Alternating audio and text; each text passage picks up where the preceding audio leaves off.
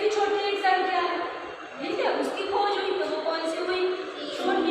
और शून्य की खोज, ये बहुत गर्व की बात है कि हमारे भारत में हुई। शून्य की खोज कहाँ हुई? भारत में।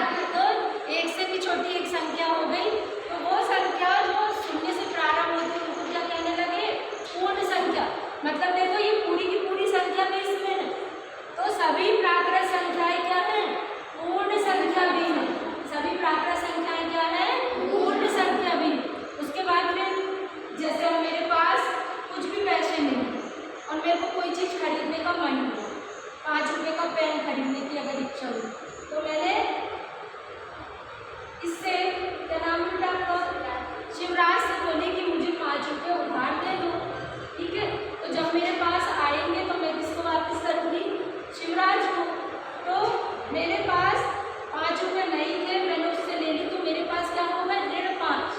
जैसे मेरे पास आएंगे तो मैं इसको अपना ऋण दे दूंगी वापस, है ना। तो ये भी आया कि नहीं, शून्य से भी छोटी संख्या होती है। तो देखो शून्य से बड़ी हो गई 1, 2, 3 और बहुत सारी संख्या। शून्य से छोटी क्या हो गई? ऋण 1। ऋण 1 से भी छोटी क्या हो गई? ऋण 2। ऋण 2 से भी छोटी क्या हो गई? ऋण 3। और जितनी बड़ी संख्या होती गई उसमें अगर ऋण लगा दिए तो वो ऋण छोटी कहलाएगी। अब मेरे को बताओ, ऋण 200 बड़ा है कि ऋण 100? ऋण 200 बड़ा है कि ऋण 100? ऋण 100।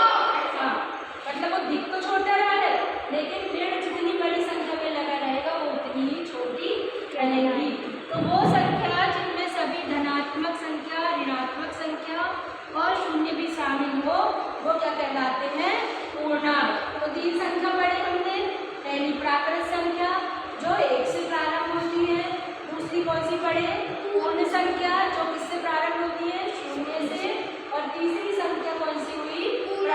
पूर्णांक। पूर्णांक किसे कहते हैं? जिसमें सभी